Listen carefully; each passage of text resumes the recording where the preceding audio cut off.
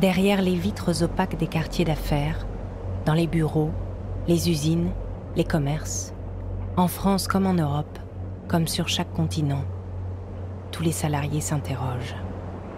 Les économies tremblent, s'effondrent. Et une faille abyssale s'ouvre dans un monde qui se pensait confortablement assis sur 30 ans de profits phénoménaux. C'est peut-être le point de rupture d'un capitalisme entièrement dévoué à la finance.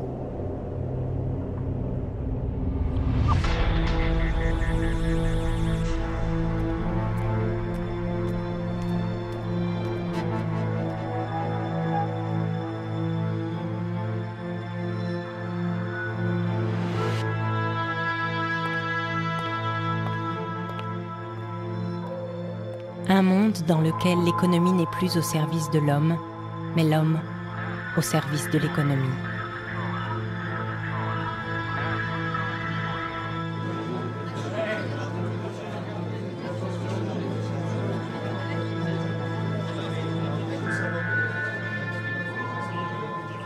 Alors le football, c'est un truc dont j'ai horreur. Et puis finalement, en discutant, on a réussi à me convaincre qu'on pouvait vraiment faire une analogie entre le football et avec l'entreprise. Donc, grand moment, je vais vous présenter une vidéo. Alors c'est une vidéo qui est vraiment très très intéressante. Il s'agit d'un entraîneur de football bien connu, Aimé Jacquet. Et c'est un entretien qu'il a eu avec ses joueurs juste avant un match, dans les vestiaires. Utile pour l'équipe, efficace, attaquant. Et venez pas m'emmerder. Menez pas m'emmerder, fixez-vous des objectifs. Tous. Qu'est-ce que je peux faire? Je suis avec qui?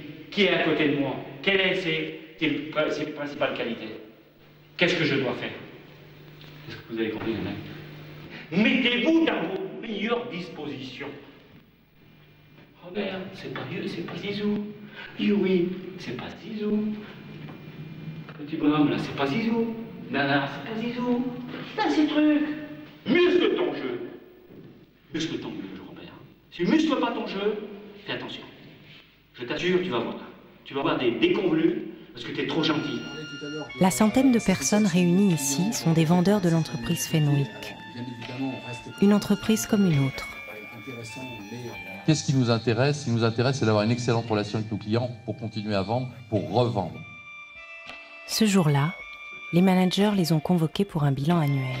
En cas de crise, le gros maigrit et le maigre meurt. Donc on a la chance d'être gros. Dans leur travail quotidien, ces vendeurs parcourent villes et zones industrielles pour vendre les chariots de manutention produits dans les usines Fenwick. Vous, les managers, votre boulot, c'est de mettre en route le jeu. Mettez les attaquants dans les meilleures dispositions. À vous de jouer, jouez comme vous le savez.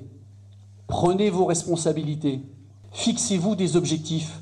Bien évidemment, nous, on vous en fixe des objectifs. Mais ça ne suffit pas, il faut aussi, vous fixer les objectifs. La stratégie n'a pas bougé, c'est d'être le numéro 1 mondial. Que tout le monde n'est pas Zizou, c'est vrai. Vous n'êtes pas tous capables de faire 250 chariots, mais on a besoin de chaque chariot, de chaque vendeur. Alors, je ne sais pas, vous aviez l'esprit ailleurs, je ne sais pas où. Là, vous avez vraiment fait un mois de juillet pourri et un mois d'août nul. Vous voyez, si on ne vous oblige pas, si on ne vous tord pas le bras, vous n'y allez pas. Hein. Très clairement, on a la possibilité de regagner de la productivité, faire plus de chariots par mois par vendeur, et ça, il faut effectivement muscler son jeu. Donc, si vous voyez un concurrent qui a des difficultés et qui est en train de mourir sur le bord de la route, surtout, n'hésitez pas à l'achever. Et le mot qu'il y aura et que je vais répéter plusieurs fois, c'est les vendeurs dehors. Du matin, 7h, au soir, 19h. Je ne veux pas le savoir, il faut qu'on occupe le terrain, parce que les autres vont avoir faim et ils vont aussi être à la chasse.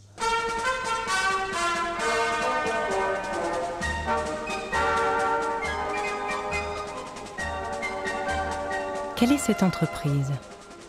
À l'origine, petite maison familiale née il y a 150 ans, Fenwick se développe dans le siècle, profitant de la grande histoire de l'industrialisation. Fenwick, c'est non seulement le chariot à fourche, mais aussi l'ensemble des matériels de manutention dont une usine moderne ne saurait se passer. C'est une marque qui évoque si étroitement un matériel qu'elle se confond avec lui, qu'elle le désigne maintenant dans le langage courant. On dit un Fenwick comme on a l'habitude de dire un frigidaire ou un klaxon. Aujourd'hui, Fenwick est la filiale du groupe allemand Kion. Un groupe qui a absorbé non seulement Fenwick, mais les plus grands fabricants de matériel de manutention en Europe. Kion possède des usines en France, en Allemagne, en Angleterre, en Chine et au Brésil. Ce géant allemand et ses filiales emploient 20 000 salariés et distribuent leurs produits dans plus de 100 pays. Depuis 2 ans, pour tous les salariés de Fenwick, la donne a changé. 2 énormes fonds d'investissement, Goldman Sachs Partners et KKR, se sont offerts le groupe Kion, ses filiales, ses usines et ses salariés.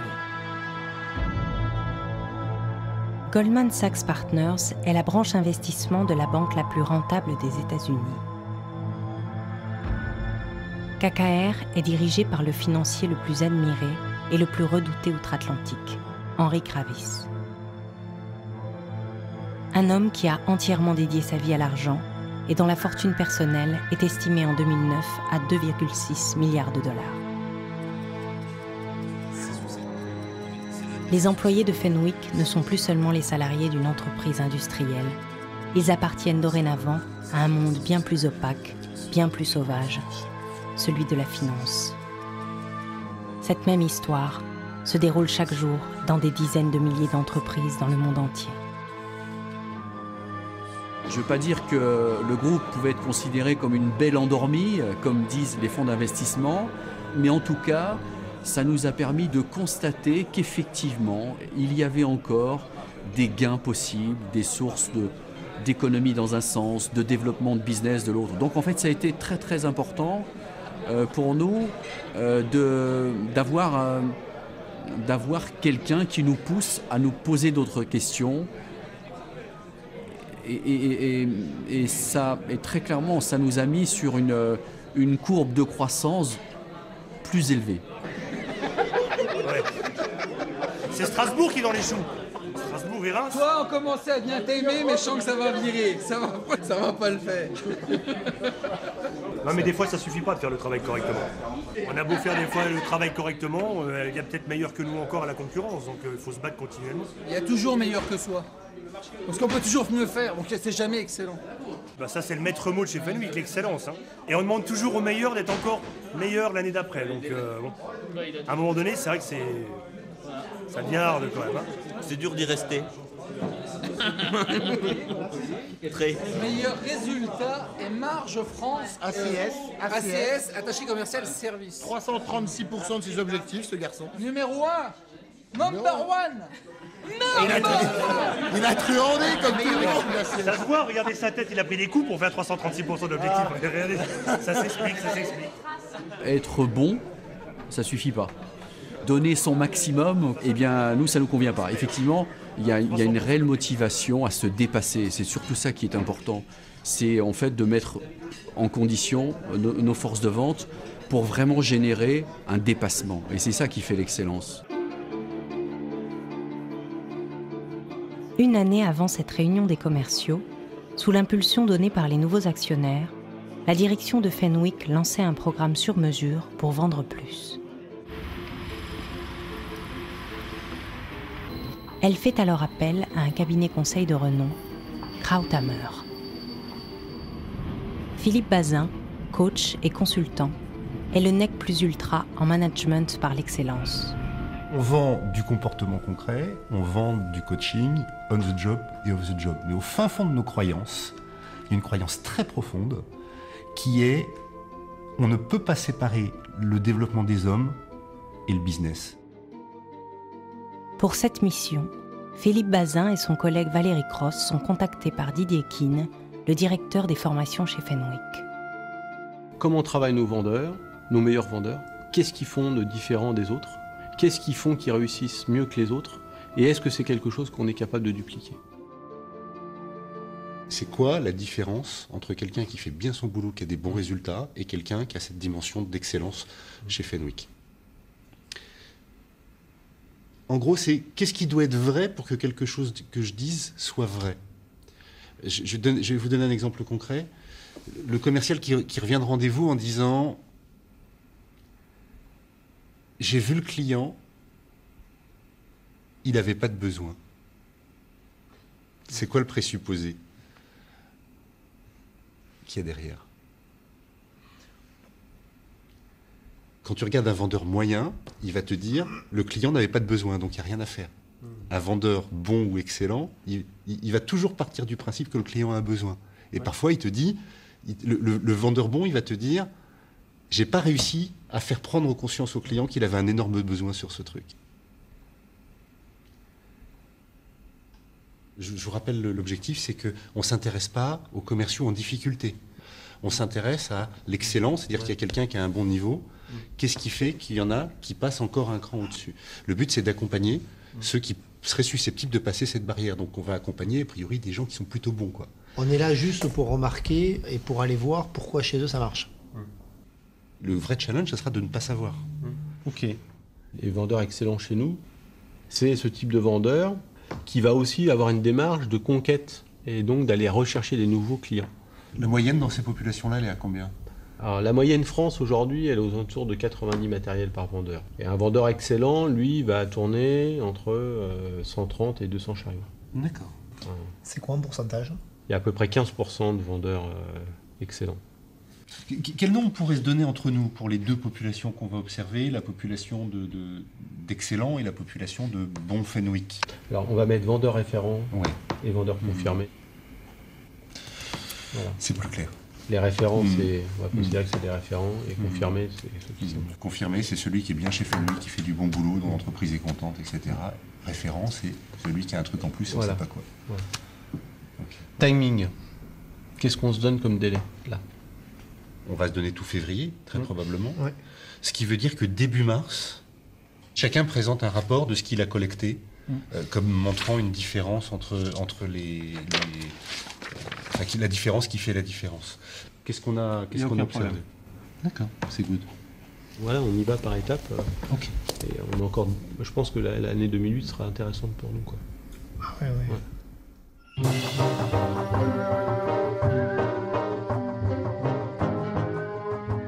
De quoi nous parle-t-on, au juste? Dans quelle secte gestionnaire le langage de ces consultants nous projette-t-il? Quelle vision du monde nous propose-t-il?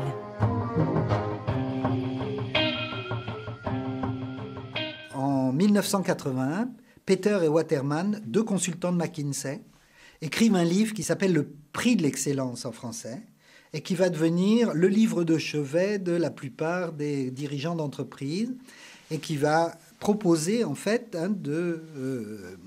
un idéal de performance, un idéal de management, avec cette idée qu'on va réconcilier l'homme et l'entreprise et qu'on va proposer à l'homme de se réaliser, de s'épanouir dans son travail.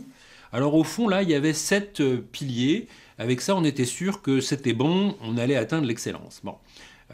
Ça a duré un certain temps, le bouquin s'est très bien vendu, l'éditeur a dû gagner beaucoup d'argent. Mais ce livre a surtout touché des centaines de milliers de cadres en France. Hein, c'est un succès incroyable. C'est le premier livre de management qui a un succès massif. Tout le management de l'excellence, pour l'entreprise, c'est d'améliorer la productivité. Pour l'individu, c'est le sentiment qu'il est le meilleur, qu'il est le numéro 1, qu'il a fait péter ses objectifs à 120%.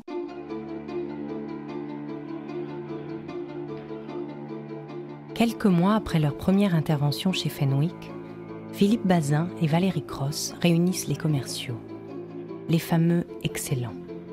Je vais vous dire, et là vraiment, Don Philippe, qu'on est particulièrement heureux de pouvoir faire ça avec vous aujourd'hui. Les deux consultants leur font passer le message. Ils devront, avec la direction, tirer les autres vendeurs vers le haut. Le problème de la personnalité d'une personne, c'est que c'est valable pour la personne, et sa performance est fondée là-dessus, sauf que ça n'aide pas l'entreprise. Où est-ce qu'elle est la différence entre un bon commercial et un commercial qui a des résultats d'exception? Et bien, la plupart du temps, elle n'est pas dans le manuel, elle est nulle part. Là, on a 4 heures pour ensemble retrousser nos manches et tâcher de la cerner. Qu'est-ce que vous faites en commun? Quelles sont les pratiques qui font